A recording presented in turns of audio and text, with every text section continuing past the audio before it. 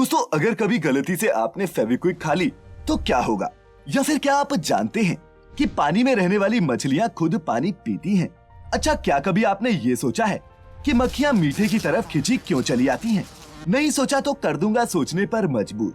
हमारी real life से जुड़ी ऐसे ही कई चीजों पर जो बना देंगी आपको पहले से ज्यादा सजग और समझदार भी। तो बांध लीजिए एक बार फिर अपनी अपनी कमर पेटियां। बिना वक्त जाया किए शुरू करते हैं फैक्टिफाइड हिंदी के आज के इस रोमांचक सफर को। Factified, facts on your face. Fact number 1। दोस्तों, वैसे तो फेविक्विक खाने की चीज नहीं है, लेकिन अगर फिर भी गलती से इसे कोई खा ले तो क्या होगा? क्या शरीर पर इसका कोई खतरनाक रिएक्शन होगा, या फिर क्या इसे खाने से किसी की जान जा सकती है? अगर आप नहीं जानते तो बता दूं कि ऐसा कुछ नहीं होगा, और अगर कोई गलती से इसे खा भी लेता है तो भी घबराने की कोई बात नहीं। दरअसल हमारे मुंह में बनने वाला जो सलाइवा होता है वो फेविक्विक को मुंह में चिपकने नहीं देता। इसके पीछे का विज्ञान ये है दोस्तों कि फेविक्विक एडहेसिव मॉइस्चर या फिर नमी के कांटेक्ट में आते ही एक लेयर जैसी में बदल जाती है और उसकी चीजों को चिपकाने की क्षमता भी कम हो जाती है। इसके अलावा फेविक्विक की ही स्पेसिफिकली बात करें तो ये साइनो एक्रिलेट बेस्ड एडहेसिव है, जिसका इस्तेमाल कई मेडिकल दवाइयों में भी होता है। तो कुल मिला के बात ये है कि फेविक्विक गलती से मुंह में चली भी जाए तो कोई टेंशन वाली बात नहीं है। Fact number 2। दोस्तों, मीठा कई लोगों की कमजोरी होती है, पर अक्सर आपने भी ये बात नोटिस की होगी कि जहाँ मीठा होता है वहाँ बिनबिनाती हुई मक्खियाँ जरूर आ जाती हैं। लेकिन ये ऐसा क्यों करती हैं, क्या आपने कभी सोचा है? अगर नहीं तो बता दूं कि मक्खियों को हम इंसानों की तरह मीठे के स्वाद से ज्यादा मतलब नहीं होता, बल्कि वो तो इसकी तरफ खिंची चली आती हैं मीठे से मिलने वाले एफिशिएंट मेटाबॉलिज्म की वजह से।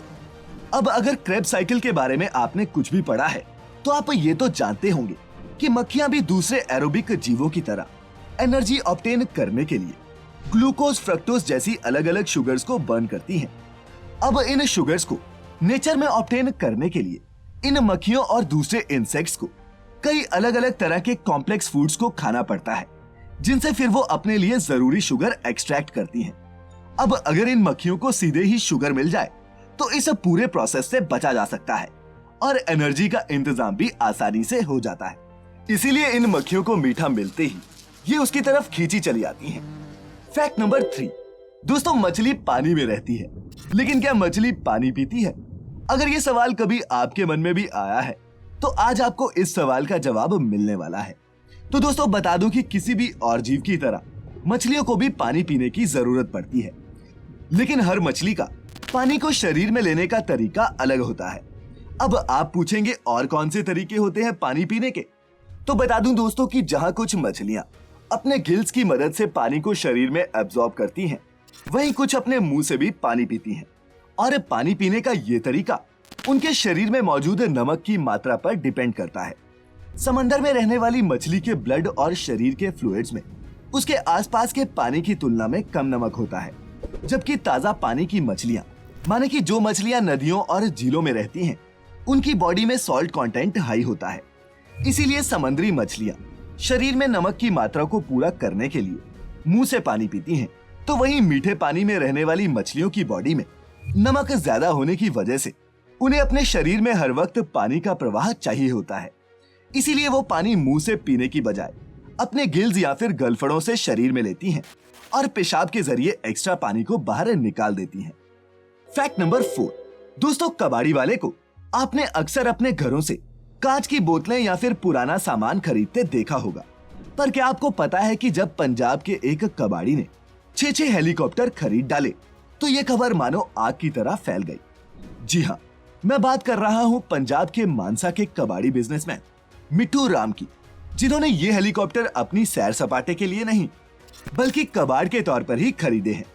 दरअसल ये इंडियन एयरफोर्स के 6 पुराने हेलीकॉप्टर्स थे जो अब खराब हो चुके थे और जिन्हें बेचने के लिए एयरफोर्स ने ऑनलाइन टेंडर निकाला था, जिसे लकीली मिठू राम ने जीत लिया। मिठू राम ने 6 में से 3 हेलीकॉप्टर्स तो साथ के साथ बेच भी दिए और 3 अभी भी उनके पास पड़े हैं, जिन्हें देखने के लिए पूरा गांव उनके वहां पहुंच रहा है। Fact number 5। दोस्तों, आजकल बिजनेस को प्रमोट करने के लिए लोग एक से एक अजीबोगरीब तरीके से प्रमोशनल ऑफर देते नजर आते हैं, पर न्यू ऑर्लियंस अमेरिका के द रूजवेल्ट होटल की एक प्रमोशनल स्कीम तो मार्केटिंग को मानो एकदम नेक्स्ट लेवल ले गई। द रूजवेल्ट ने होटल की 125वीं एनिवर्सरी पर एक गजब की स्कीम निकाली। स्कीम में लोगों को होटल से चुराया हुआ एंटीक सामान वापस लौटाने के बदले प्रेसिडेंशियल स्वीट में 7 रातों का फ्री स्टे और फ्री मील्स ऑफर की गई। दोस्तों, अगर आपको कोई आइडिया नहीं तो बता दूं कि द रूजवेल्ट के प्रेसिडेंशियल स्वीट में 7 रातों की बुकिंग कॉस्ट ही $15,000 माने कि 1,10,000 रुपए के आसपास है। होटल ने अपने इस ऑफर में यह भी वादा किया कि वो ना तो चुराए हुए सामान को लेकर उनसे कोई सवाल पूछेंगे और ना ही किसी पर भी पुलिस केस किया जाएगा। यही नहीं, प्रमोशनल खत्म होने के बाद लोगों द्वारा चोरी किया गया सामान भी उन्हें लौटा दिया जाएगा। और दोस्तों, होटल ने ये स्कीम इसलिए ऑफर की ताकि वो चोरी हो चुके अपने एंटीक सामान को होटल की 125वीं सालगिरह पर शोकेस कर सके। Fact number 6। दोस्तों, आपने सोशल मीडिया पर चांद को खरीदने की कई खबरें पढ़ी होंगी, पर चांद पर जमीन बेचता कौन है और इसे कैसे खरीद सकते हैं, इस सवाल ने आपको भी परेशान तो जरूर किया होगा। तो चलिए आज आपकी इस कंफ्यूजन को भी दूर कर ही देता हूँ। दरअसल इंटरनेट पर कई वेबसाइट्स हैं जो चांद पर जमीन बेचने का दावा करती हैं और इनमें से लूनर लैंड सबसे पॉपुलर वेबसाइट है। ये वेबसाइट लोगों को 2400 रुपए एकड़ के हिसाब से चांद पर जमीन बेचती है। ऑनलाइन पेमेंट करते ही वेबसाइट आपको जमीन के कागजात, सर्टिफिकेट और रजिस्ट्री के कागज दे देती है और इसके अलावा आपको चांद पर अपनी जमीन की लोकेशन और पृथ्वी से आपकी जमीन तक की दूरी भी बताती है। माने कि आपको पूरा यकीन हो जाएगा कि आपके पास भी चांद पर प्लॉट है। पर आपको बता दूं कि कानूनी तौर पर यह पॉसिबल नहीं है। दरअसल साल 1967 में दुनिया भर के 104 देशों ने आउटर स्पेस ट्रीटी पर साइन किया था, जिसके अनुसार चांद किसी भी देश के अंडर नहीं आता और कोई भी उस पर अपना अधिकार नहीं जमा सकता। लेकिन ये लूनर लैंड वाले बहुत चालाक हैं। उन्हें पता है कि आप चांद पर खरीदे गए टुकड़े को खुद जाकर कहां ही देखने वाले हैं और अभी चांद पर पहुंचना और फिर बसना एक बहुत दूर की कौड़ी है। इसीलिए चांद पर जमीन खरीदना सेल्फ सेटिस्फैक्शन से ज्यादा कुछ भी नहीं है। Fact number 7। दोस्तों, पर्यावरण को प्लास्टिक से होने वाले नुकसान से बचाने के लिए हम आमतौर पर प्लास्टिक बैग्स की जगह पेपर बैग्स का इस्तेमाल करते हैं। कई देशों ने तो प्लास्टिक को पूरी तरह से बैन कर दिया है। पर क्या आप जानते हैं कि कागज के बने ये पेपर बैग्स हमारे पर्यावरण के लिए प्लास्टिक बैग जितने ही खतरनाक होते हैं। सन 2011 में नॉर्दर्न आयरलैंड असेंबली द्वारा की गई एक रिसर्च में ये बात सामने आई थी कि एक पेपर बैग को बनाने में एक प्लास्टिक बैग के मुकाबले 4 गुना ज्यादा एनर्जी लगती है और पेपर बैग्स को बनाने में इस्तेमाल होने वाले केमिकल्स और फर्टिलाइजर्स भी प्लास्टिक बैग से कहीं ज्यादा पॉल्यूशन फैलाते हैं। माने कि अगर सब चीजों पर गौर करें तो पेपर बैग इस्तेमाल करना कोई अच्छा ऑप्शन नहीं है। ऐसे में रिसर्चर्स का मानना है कि बैग्स चाहे किसी भी चीज से बने हो, लेकिन अगर आप एनवायरनमेंट को डैमेज नहीं करना चाहते तो इसका एक ही सॉल्यूशन है और वो ये है कि बैग्स चाहे प्लास्टिक से बने हो या पेपर से, आप इन बैग्स को ज्यादा से ज्यादा रीयूज करें। सबसे बेहतर है कि आप जब भी कुछ सामान खरीदने के लिए बाजार में जाएं, अपना कपड़े का थैला अपने साथ लेकर जाएं। Fact number 8। दोस्तों, दूसरे जानवरों की तरह सांप के पास लड़ने के लिए बड़ा सा शरीर या फिर नुकीले पंजे तो नहीं होते, लेकिन फिर भी ये अपने एक डंक से किसी की भी जान सेकंड्स में ले सकते हैं। हाँ, ये भी सच है कि ज्यादातर सांप जहरीले नहीं होते, लेकिन जिनमें जहर होता है वो आता कहां से है? क्या ये जंगली पेड़ पौधों से जहर इकट्ठा करते हैं या फिर इसके पीछे कोई और सीक्रेट है? खैर दोस्तों, ज्यादा सोचने की जरूरत नहीं, क्योंकि सांपों को जहर किसी जंगली पेड़ पौधे से नहीं मिलता, बल्कि उनके मुंह में मौजूद सलाइवरी ग्लैंड में ही बनता है।